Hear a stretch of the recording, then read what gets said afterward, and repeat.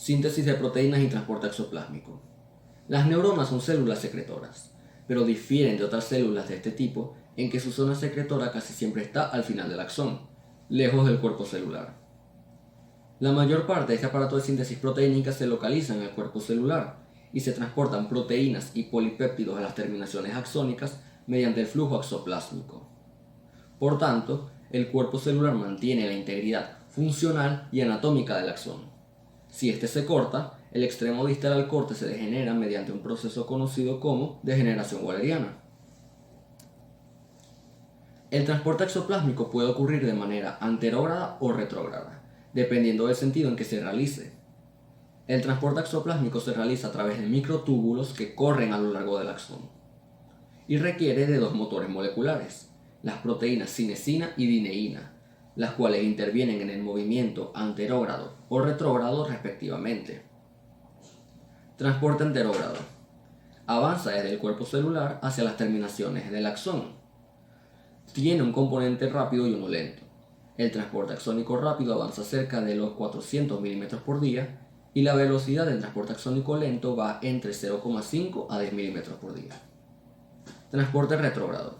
Viaja en sentido contrario, es decir, desde la terminación nerviosa hacia el cuerpo celular, y se produce a una velocidad cercana a los 200 mm por día. Las vesículas sinápticas se reciclan en la membrana, pero algunas vesículas usadas se trasladan de regreso al cuerpo celular y se depositan en lisosomas.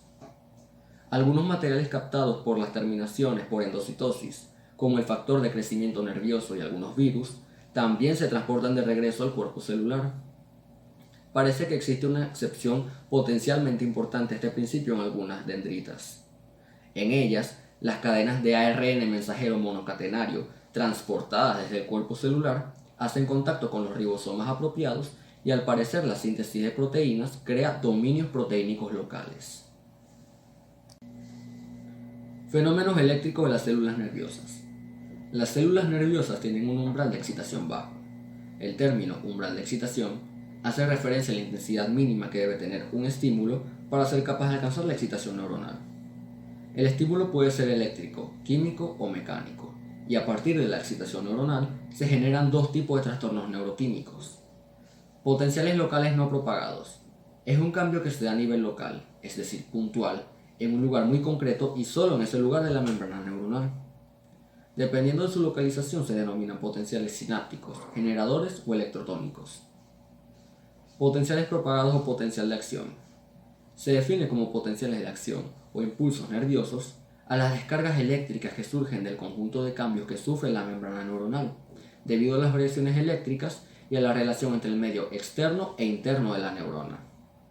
Se trata de una única onda eléctrica que se va a transmitir por la membrana celular hasta llegar al final del axón. Estas son las únicas respuestas eléctricas de las neuronas y otros tejidos excitables, y es el lenguaje principal del sistema nervioso.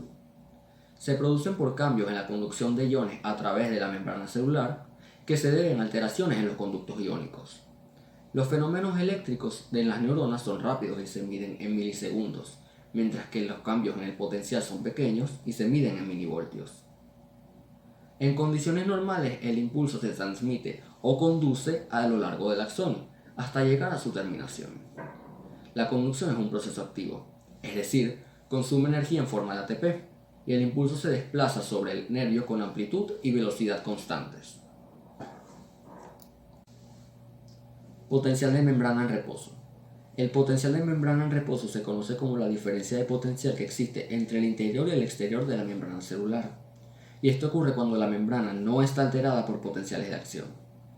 En las neuronas, el potencial de membrana en reposo casi siempre es cercano a los menos 70 milivoltios, lo cual es casi igual al potencial de equilibrio para el potasio. Para que haya una diferencia de potencial a través de una bicapa lipídica, deben cumplirse dos condiciones. 1. Debe haber una distribución desigual de iones de uno o más tipos a uno u otro lado de la membrana, o sea, un gradiente de concentración. 2.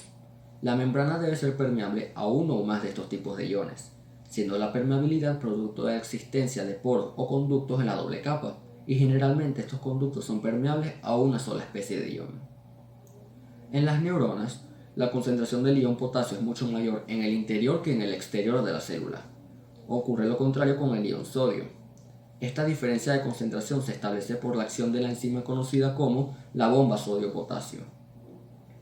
El gradiente de concentración del ion potasio hacia el exterior produce el desplazamiento pasivo de este ion hacia fuera de la célula cuando se abren los conductos selectivos para el ion potasio.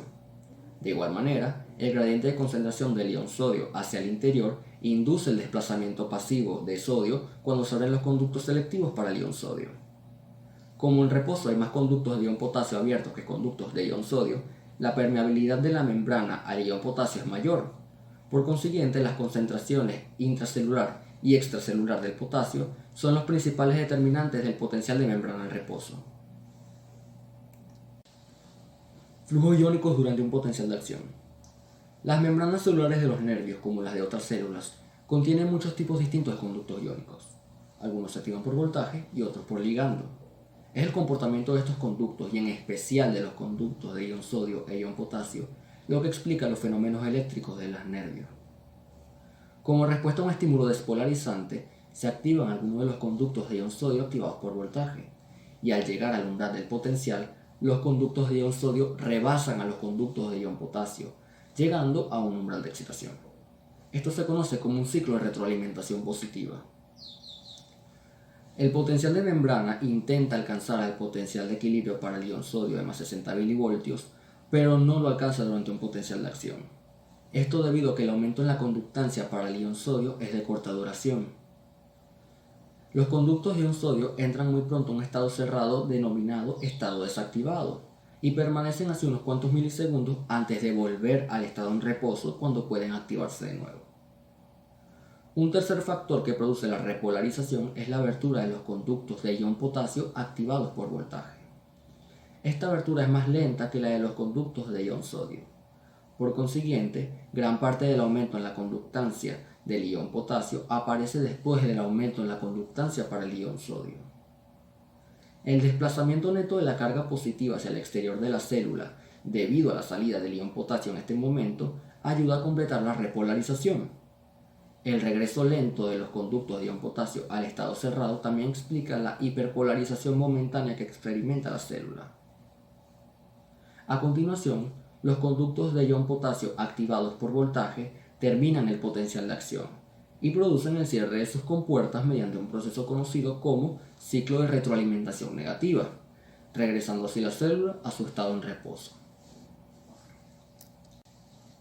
Ley de todo o nada.